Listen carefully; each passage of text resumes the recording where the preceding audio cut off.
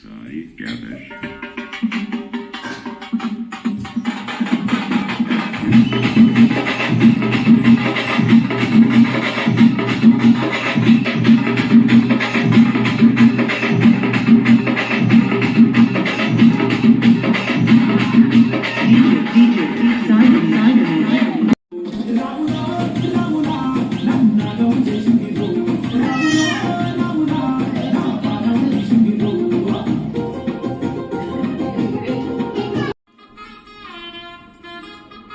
అబ్బా కడుపు నిండిపోయింది మాట.